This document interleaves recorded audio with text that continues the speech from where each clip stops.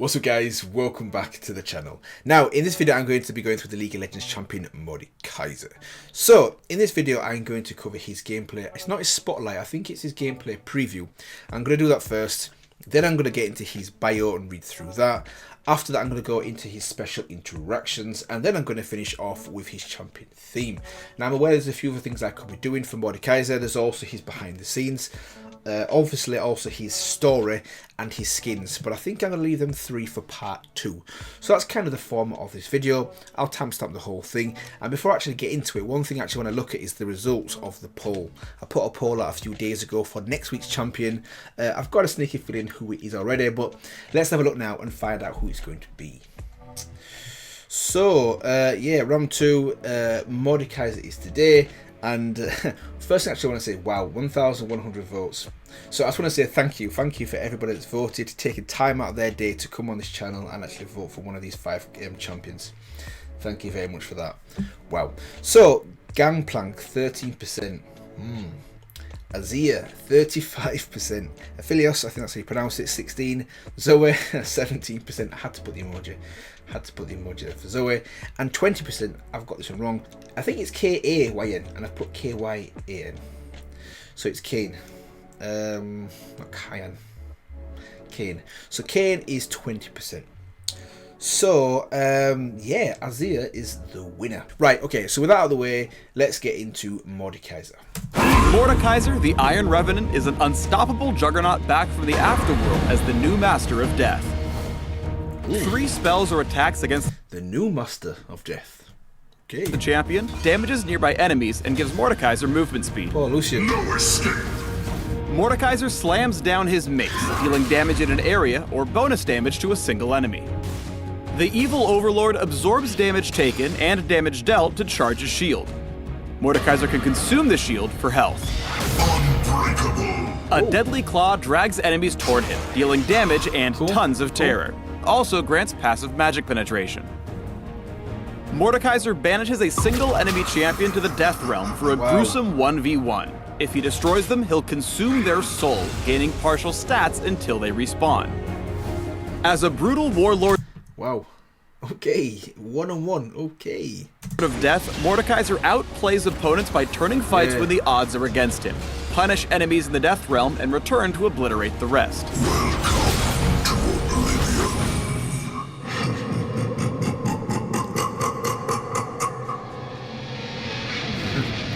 Pentakill. Wow. Okay, so that was good. So I'm not too sure about the situation with the spotlight. When I searched, I couldn't find the spotlight. This is the gameplay preview. So maybe since the spotlight's been updated, so this is kind of like the condensed version, only like 1 minute 10 seconds long. I'm thinking that's probably what's happened. But no, good. A good, nice, quick recap on his abilities. His special. Wow, that's pretty cool as well. So, and also good to see his skins. Finally, his Pentakill Mortal Reminder skin as well. I will definitely be going through and reviewing each skin in part 2 as well. So let me get into now the bio, and then after that I will move on to the special interactions. Right, Mordekaiser, the Iron Revenant. Look at that image. That image is nice. That's a nice image. You know you're in trouble where you use a blade or sword, forget a blade, a sword, and it basically just shatters. I don't know what this guy's thinking now, but if that was me. Oh wow, and the claw, that hand behind as well. Okay. Right, so in a previous epoch, the fierce warlord San Uzal rampaged across the northern wildlands. I wonder if that's him. Driven by dark faith, he crushed every tribe and settlement in his path, forging an empire in blood and death. Sounds a little bit like Aatrox. As his mortal life neared its end, he took great satisfaction in knowing he had doubtlessly earned a seat at the god's table in the glorious hall of bones. The glorious hall of bones for all eternity. Yet when he died, he found no halls or glory awaiting him. Instead, San Uzal stood in an empty grey wasteland, which is what we kind of see in his ultimate, shrouded by eternal fog and plagued by discoherent whispers. Occasionally other lost souls drifted nearby, little more than ghostly shapes, wandering their own personal oblivion. Anger consumed San Zuhal. I'll get that right one time. Had his faith been false, or was his domination of the world simply not enough to grant him the immortality he craved? Surely this emptiness could not be all there was. Yet there seemed no end to it. He watched as the lesser spirit slowly faded into the fog, unmade and lost in time. But San Yuzal refused to fade. His will, tempered by rage and torment, held him together. Over time, the unknowable disembodied whispering in the place crystallized into words he could almost comprehend. This he learned was Oknon, a profound tongue unspoken by anything among the living. Slowly, a deceitful plan began to form in what was left of San Yuzal's mind. He began to whisper temptations across the veil between realms, promising his indomitable strength to any who dared listen. And sure enough, the day came when a coven of sorcerers resolved to bring San Yuzal back from the dead. Right, okay, so he's a dead man walking, literally. Lacking any flesh or bone, he spurred them to make him stronger than any mortal, binding his spirit form in dark metal plates wrought in the likeness of his old armour. Right, so basically it's a dead spirit in his old armour. Ooh, that's dark. That's dark. So he rose, a hulking revenant of iron and hate. Those power-hungry sorcerers had hoped to use him as a weapon in their trivial wars, but I'm sure he didn't listen. Instead, he slew them where they stood, their weapons and magic useless against him. That's the problem, you see. That's the problem when you do stuff like that. In desperation, they screamed out his name to bind him, but to no avail, for San Yuzal was no more. With an ethereal rumble, he spoke his spirit name in Ochnon, Mordekaiser. Okay, so that's his his spirit name. Okay. Thus began his second conquest of the mortal realm. To be fair, they should learn from the first time. The first time it didn't work, killing everybody to be immortal in the Hall of Bones or whatever it was, didn't work. So maybe not do the same thing again. Anyways, as before, his ambitions were great, only now empowered by necromantic sorceries he could never have previously imagined. From the fearful, dissipating souls of sorcerers, Mordekaiser forged a weapon fit for an emperor of death. His brutal mace, which is epic. I'll give you that. That mace is impressive. Nightfall. The mace has got a name, Nightfall, and seized control of the army they had raised. To his foes, it seemed he cared only for massacre and destruction. Entire generations perished under his relentless campaigns. However, there was far more to Mordekaiser's plan. Okay, do tell. He raised the immortal bastion at the centre of his empire. While most assumed it was merely a seat of power, some came to know the secrets it held. Mordekaiser hungered for all the forbidden knowledge of spirits and death, and a true understanding of the realm or realms beyond. A realm beyond the realm. Such tyranny could only bring his enemies. Okay. The Iron Revenant was defeated, surprisingly, by an alliance of the Noxai tribes and betrayal from within his own inner circle. This hidden cabal managed to sever the anchors of his soul from his armour and sealed the empty iron shell away in a secret place. Okay. And so Mordekaiser was cast out of the material realm. However, unbeknownst to anyone, he had planned for this. Okay, in part of the plan. Indeed, it was a pivotal part of his design. Domination and deceit had carried him far, but he knew that a destiny far grander, should I say, than the Hall of Bones awaited him. What's this Hall of Bones all about? There, in the once empty wasteland, all those who had died under his latest reign were waiting. Perverted by dark sorcery, their spirits would never fade. The strongest became his devout eternal armour, bound to his will, but even the weak were given purpose. For the subtle matter of their souls, Mordekaiser would forge a new empire. They would be the building blocks and mortar of his afterworld. Centuries have passed on Runeterra, and another empire has arisen around the immortal bastion. Mordekaiser's name is still whispered in fear and awe by those who studied the old histories, and remembered unkindly by the few ancient souls who knew him. For them, the greatest terror would be for Mordekaiser to find his own way to return permanently. It is something they pray will not come to pass, for they know of no way to stop him. Okay, that's cool. That was a nice bio. I'm looking forward actually to go through the story soon. I'm sure that will tie in nicely with this bio as well. But good to see his past, his illusions of what, not his illusions. I mentioned at the beginning it's very similar to Aatrox. Aatrox obviously had an idea of doing something. He obviously wanted to kill people in the hope that he'll be free from the Darking Blade. It didn't work that way. And his is kind of similar. Mordekaiser. He'll kill people, he'll become a fierce warrior, and then he'll be almost like inducted into this hall of bones. When that didn't work, he kind of changed his plan, which is good. But basically, he still wants to go around and basically destroy and kill people. Yeah. One other thing I'll say is I love his weapon. What's his weapon called now? That mace is called Nightfall. Wow. You know your weapon is good when you call it a name. Let me actually look at it one more time. The weapon is... wow.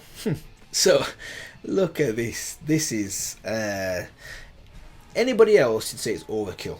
That is just overkill. Look at the size of that. But when you compare it to the actual man that's wielding it, look at the size of this giant. I mean, yeah. And it makes a little bit more sense now that he's the soul that you can kind of see bonded to the actual arm. I like that as well. It's cool. There's actually no one inside that. So, what I'm going to do now is I'm going to go through his special interactions. So, let's go.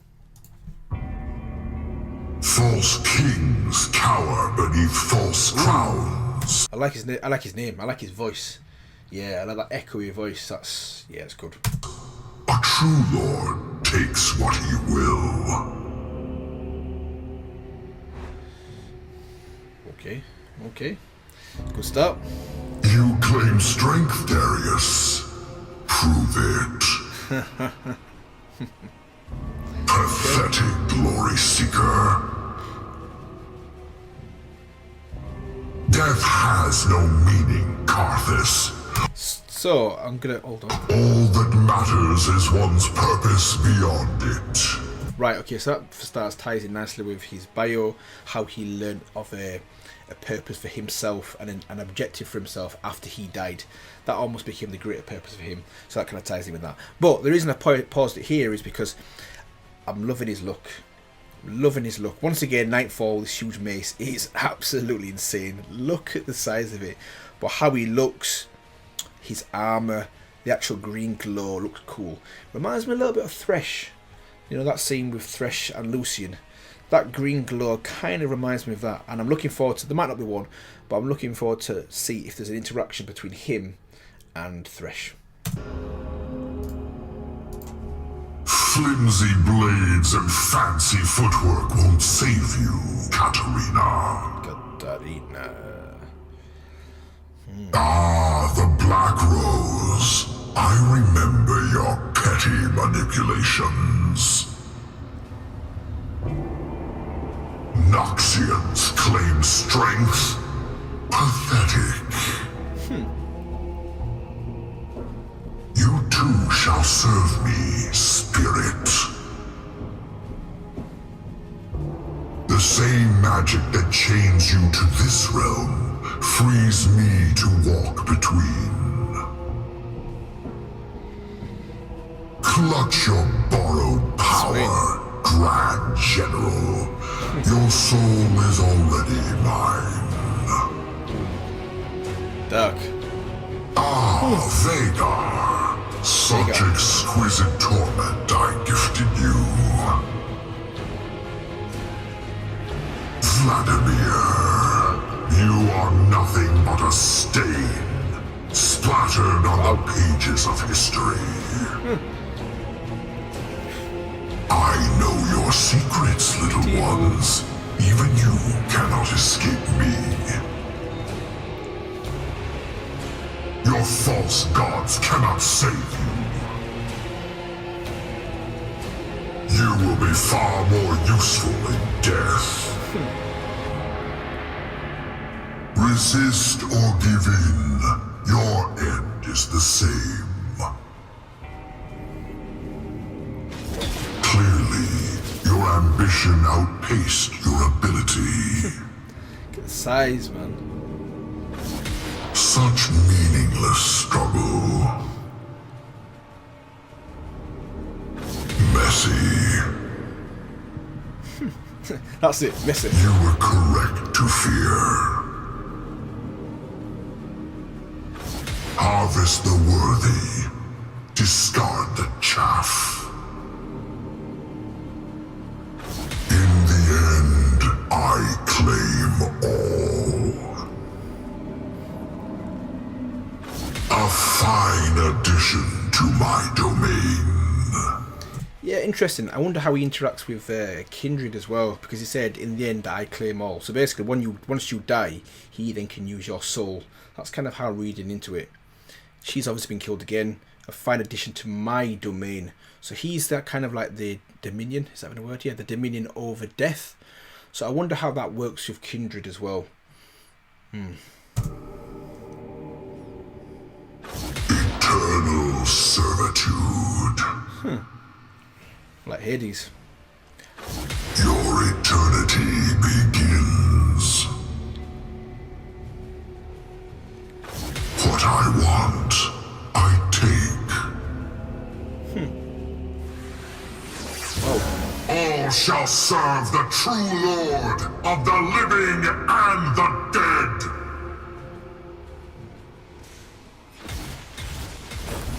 These monuments mean nothing to me.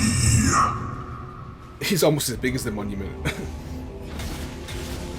Let's go. All things raised by mortal hands will fall. Iron shatters stone. He's got a point. My will is once again bound to iron. Unfettered by mortality. That's a nice line. Death cannot hold me. The world has tried to forget my existence. Time to remind them why they fear.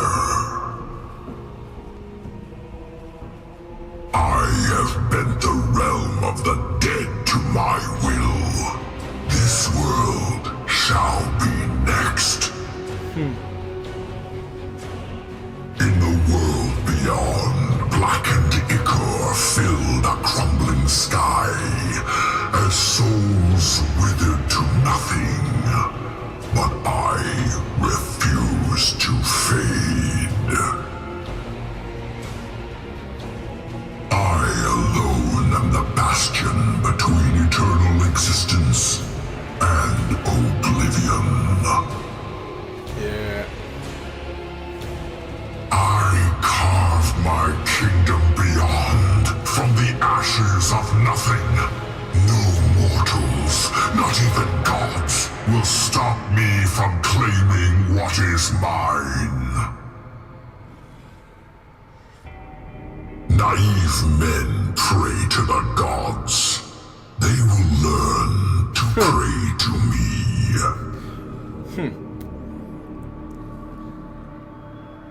Wow. Okay, that was a nice ending. Woo! Right, okay, so that is that. That was good. That was a bit of a shorter one, actually. 6 minutes for his special interactions. They were all really good. I love his voice as well. I love how deep and kind of like echoey his voice is. Yeah, just for me personally, fits perfectly with his character. Only thing actually I will say is it's a bit of a shame. I'd love to see his interactions with Kindred because of obviously his kind of like affiliation with death and how he kind of controls that realm. Also Aatrox. I feel like they've kind of got very similar like lore, kind of, or at least it crosses over. So it'd be cool to see his interactions with Aatrox, and also for me most importantly, Thresh. I'd love to see his interaction with Thresh. That would have been a cool dynamic as well. And we didn't get any of them. But I'm sure there is some kind of interactions between them four characters in the game. I'm sure there is. So what I'm going to do now is I'm going to finish off with his champion theme. So let's go.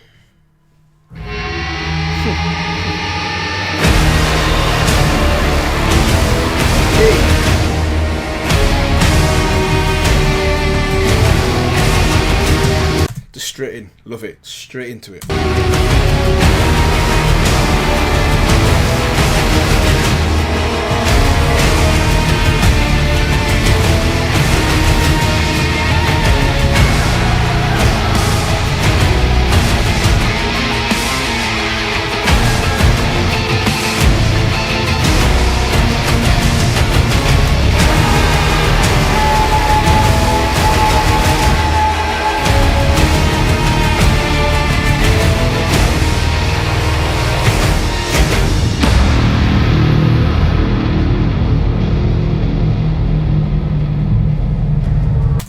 This pause here it needs. It's gone straight into it. It needs a little bit of a break just to give me a little bit of a breather, and then boom, shot's going to kick back up again.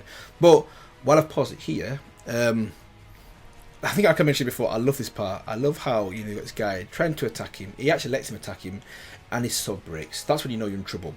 And I was thinking, where's this? All this behind him's all grey. I couldn't work out where this is, but I've just clocked it now.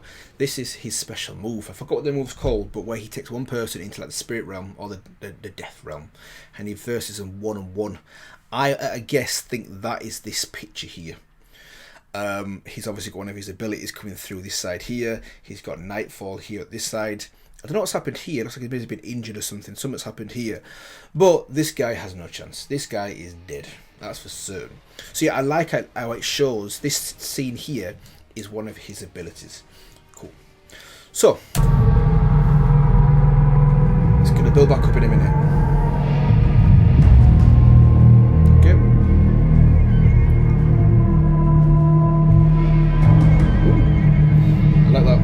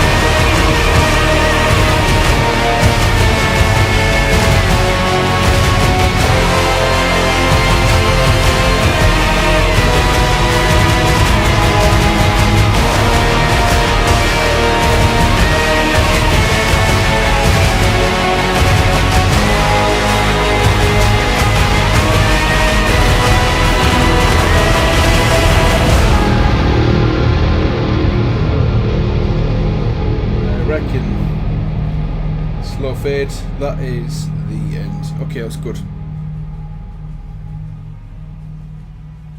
That was good.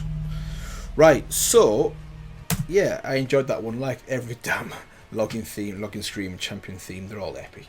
This one once again for me perfectly suits his character. I like the actual rock element to it as well. One thing I'll actually say is I like the slow build. At about the minute mark there's a nice slow build up till the end. The intro was straight in and you needed that kind of break. But I would have actually preferred it if it kicked off like... If it kicked off from this point onwards, I think that would have been even better. And then maybe put this kind of like this heavy part right at the back end. I think that would have probably built it up a little bit better. But either way, that was really good. And I was thinking maybe this is the music that his enemies hear when he brings them to this realm. That'd be even more epic, wouldn't it? You're hearing all that music and he disappears. Yeah, that would be a fitting way to go. A fitting way to go, let's put it that way. So, anyways, I think I'm going to leave it here today, guys, in this one. Hopefully you enjoyed the actual gameplay. I think, is it gameplay review? something like that. The mini spotlight. Hopefully you guys enjoyed that. Also the bio, his special interactions, and this champion theme as well. If you did, feel free to let me know. Feel free to like, comment, and maybe also subscribe for more content like this. I will definitely be doing part 2 on this character. I still need to cover his story, the behind the scenes, and also the range of skins that he has as well. Yeah, I cover a champion every single Thursday. We know who we're covering for next Thursday now, which is Azir. Thank you once again for the 1,100 plus votes. Thank you so much for actually taking time in your day to vote for your champion as well. I do appreciate that. So yeah, Azir is next Thursday, and I will see you guys in the next one.